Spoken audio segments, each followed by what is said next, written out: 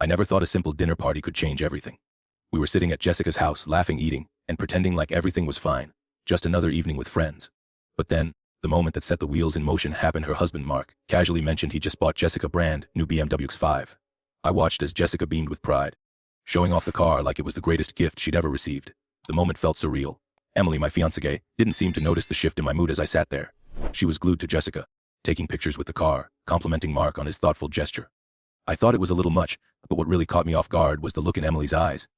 She wasn't just impressed, she was envying. As the night wore on, I could see her excitement growing. On the drive home, she was unusually quiet. I didn't say anything at first, thinking it was just the lingering effects of the night, but then she dropped the bombshell. Why can't you be more like Jessica's husband? He just bought her a BMW for no reason. Just because he loves her, she said, staring out the window. I couldn't believe it. My mind raced trying to process her words. Was she really comparing me to a man who made way more money than I did? Was this what I was up against? I stayed quiet, driving through the night, letting her words sink in. Maybe she didn't know it, but in that moment something inside me snapped. It wasn't just about the car. It was about everything I had been quietly tolerating. I needed to stand up, not just for myself, but for our future. And that's when I decided, if she wanted to compare me to Mark, maybe it was time I started matching his energy. For the next few days, things were off. Emily wasn't the same. She was distant, cold, and I could feel the tension building between us.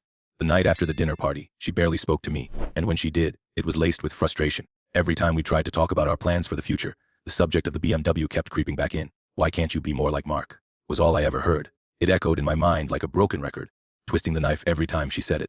At first, I brushed it off. After all, what could I do? I wasn't Mark. I wasn't some high-flying executive with an endless supply of cash.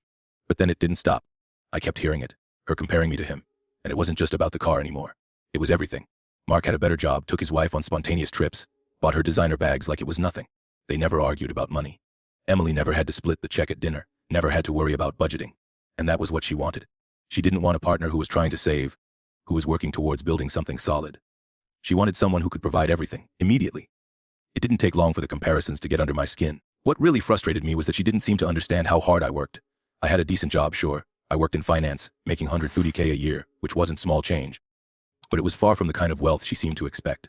I wasn't going to just throw money around like it grew on trees. And I didn't want her to think that I had to.